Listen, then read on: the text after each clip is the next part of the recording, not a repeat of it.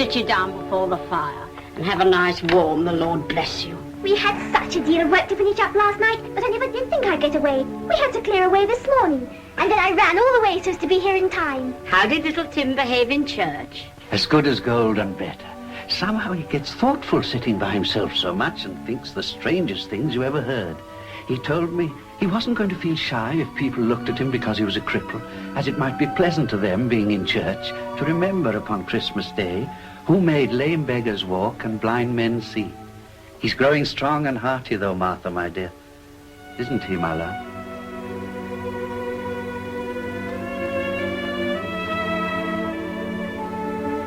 Spirit, tell me, will Tiny Tim live?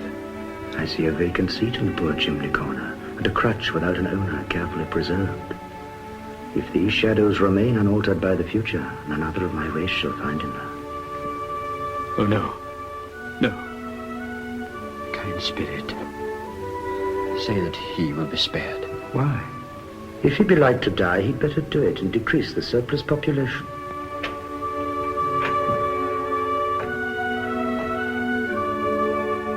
Well, my little cock sparrow, here's your own stool by the fire, all ready for you. There's such a goose, Martha. I'm sure of it. And the pudding. Oh, the pudding. I shan't be easy till it's eaten. I confess I have my doubts about the quantity of flour. It'll be a perfect pudding, my love. A perfect pudding. Won't it, Martha, my dear? Hey, Tim? It'll be the finest pudding in the whole of London this Christmas, and the goose will be the finest goose. And ours will be the finest Christmas. Here's the punch, all steaming hot. No, take your turn, one and all, if you please. There's enough for one toast now and another after that. There, bravo, there's bounty for you. I declare, I'd like to know how many families of our acquaintance could boast 2 rounds of the best gin punch. Now, everybody got his drink? Yes. Good. But before I give the toast, I have a piece of momentous information for all, and Master Peter in particular. Master Peter? Why, that's you, Peter. What is it, Father? Tell us. Master Peter, now grown to full estate and dignity as son of the house, and looking every inch the grand fellow he is in one of my own collars. I have waited for this great moment to advise him that I have my eye on a situation for him which will bring in, if obtained, full 5 and 6pence weekly. Lovely. You'll be quite independent gentleman now, Peter. What next, I wonder? Then a toast, my love, my dearies, to our Merry Christmas. God bless us. God bless us. God bless us, everyone. I give you Mr. Scrooge, the founder of the feast. I wish I had him here now. I'd give him a piece of my mind to feast himself upon. My dear, the children, Christmas Day. Could only be on Christmas Day that I would drink the health of such a hard, stingy, unfeeling man as Mr. Scrooge. You know he is, Robert. Nobody knows it better than you do, poor fellow. My dear, Christmas Day. I'll drink his health for your sake and the day's, not for his. Long life to him, a Merry Christmas and a Happy New Year. He'll be very happy and very merry, no doubt.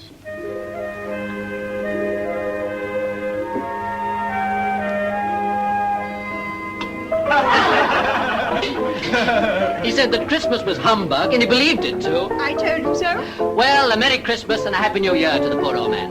He wouldn't let me wish it to him personally, but here it is nevertheless. Uncle Scrooge.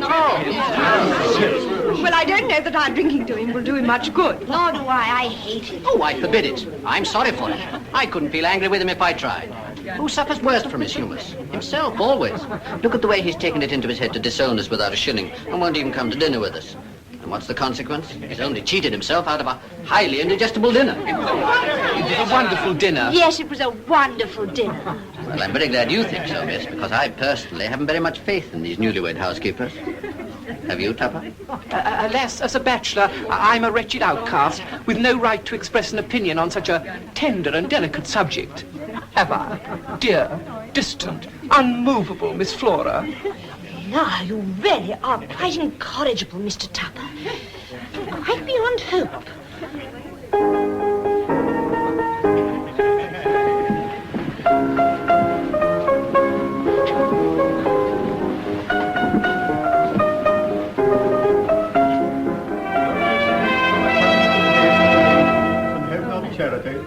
I am become a sounding brass or a tinkling cymbal. And though I have the gift of prophecy and understand all mysteries and all knowledge, and though I have all faith so that I could remove mountains and have not charity, I am nothing. Do you feel more rested now, my dear? I do. Bless your dear, gentle heart. Alice. Do you know me, darling? I never thought there was anyone like you left in the whole wide world. Cut me throat, rip me liver if I'm telling a lie. This is the happiest Christmas I ever had.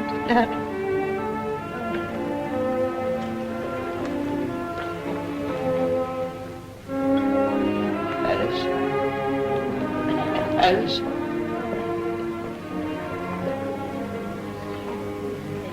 Spirit, are these people real or are they shadows? They're real. We're the shadows. Both of us? Did you not cut yourself off from your fellow being when you lost the love of that gentle creature?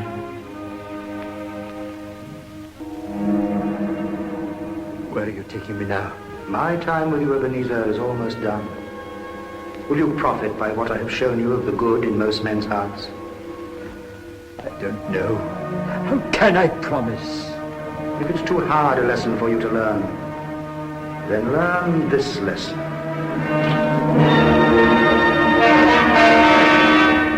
Spirit, are these yours? They are man's. They cling to me for protection from their fetters. This boy is ignorance, this girl is want. Beware them both, but most of all, beware this boy. But have they no refuge, no resource? Are there no prisons?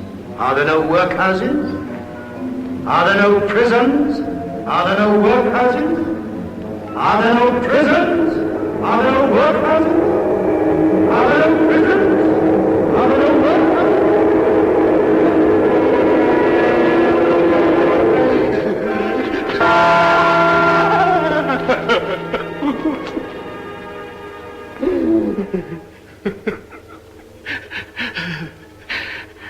I am in the presence of the spirit of Christmas yet to come.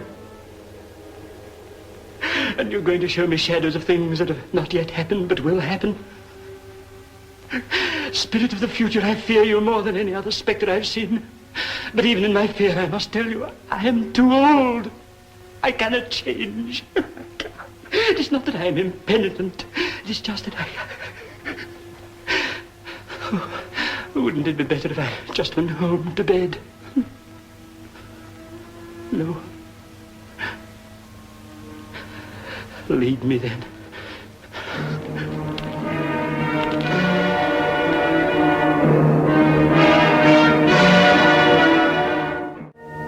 He shall cover thee with his feathers, and under his wings thou shalt trust.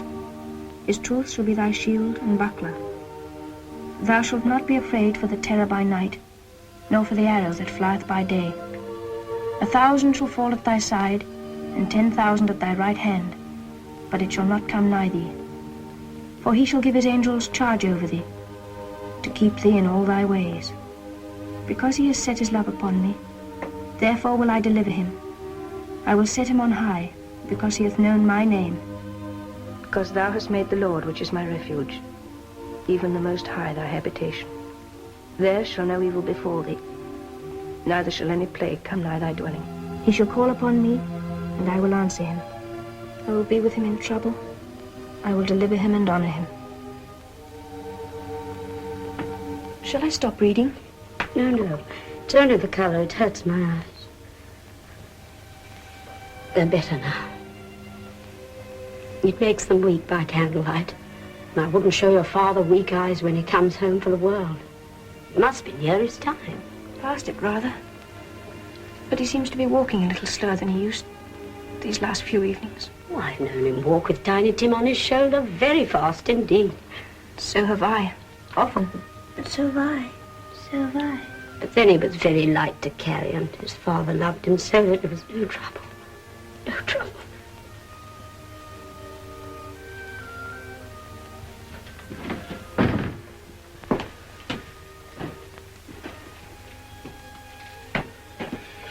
I'm a little late, my dear. Please forgive me. You must be cold and tired. Sit near the fire.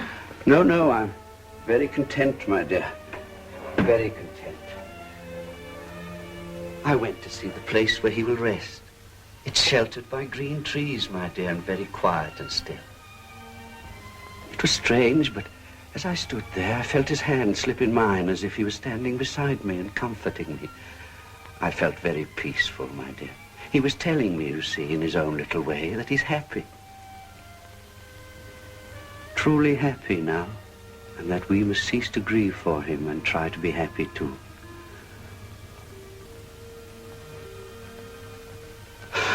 Oh, Tim, my tiny Tim. Poor Robert, my poor Robert.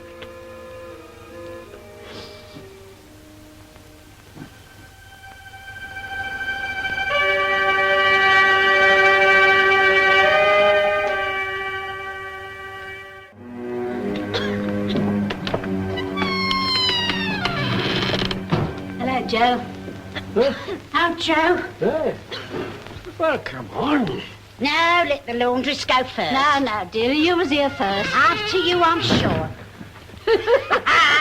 Oh, look, old Joey's a chance. If the char lady and the laundress and the undertaker haven't all met here at the same time without meaning it. Well, you couldn't have met in a better place. Let's go into the parlour. You were made free a bit long ago, eh? And the other two aren't strangers. Wait a minute, just shut the door of the shop, eh? Just shut the door of the shop. Oh, it creaks. There's not a rusted piece of metal in the place like its own hinges. And I'm sure there are no old bones here like mine. We're all suitable to our calling. Eh? We're all well matched. Coming to the parlour. Eh? Who goes first? What odds now we're all met at the once? Everyone's got a right to take care of themselves. He always did. Oh, that's true enough. No one more so. Why, then, don't stand staring as if you was afraid, woman. Who's the wiser? We're not going to pick holes in each other's coats, I suppose. No, indeed. Oh, we hope not. Very well, then. Who's the worse for the loss of a few things like these? Not a dead man, I suppose. No, indeed. If he wanted to keep him after he was dead, why wasn't he amiable in his lifetime? If he had been, he'd have had somebody with him when he was struck with death, instead of lying gasping out his last there alone by himself. Yeah, there never was a truer word spoke. It was a judgment on him. I wish it was a little heavier one, and it would have been if I could have laid my hands on anything else. We knew pretty well we was helping ourselves before we come here, I believe. It's no sin. Open the bundle, Joe. No, I'll go first. Just to show we all got trust in one another. It's very polite of you, I do grant, I'm sure. Watch, fob, seal, pencil case, sleeve buttons, brooch. Yes. 8 shillings this lot, and I wouldn't give you another 6pence. Not if I was boiled for life for not doing it. Who's next? Always the lady, dear. I shall have to insist you all stop and watch mine, now that we're so open and above with each other.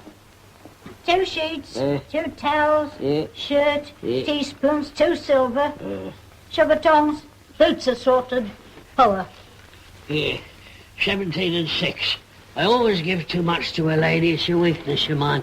That's how I come to ruin myself. Yeah, if you asked for another penny, made it an open question, I'd regret my liberality. Knock off half a crown. Now open my bundle, Joe. Come on, what's in it? Eh? You wait and see. Yeah. Bed curtains. Bed curtains? Bed curtains. But you would say you took these down, rings and all, and him lying there? Yes, I do. Why not? You was born to make a fortune, ma'am, and you certainly will. I certainly won't hold back my hand when I can get something in it for reaching it out for the sake of such a man as he was, I promise you, Joe. These his blankets, too. Whose else do you think? He ain't likely to take cold without 'em, I dare say. He didn't have anything catching, did Oh, he? don't you be afraid of that. I wasn't too fond of his company. I'd loiter about him for such things if he did. And you can look through that till your eyes ache and you won't find a hole in it. It's the best one he had, and a fine one, too. They'd have wasted it if it hadn't been for me. What do you mean, wasted it? Well, they'd have buried him in it, of course. But I took it off of him again, as if calico ain't good enough for burying. Anyway, it's just as becoming to the body. He couldn't have looked uglier than what he did in this one.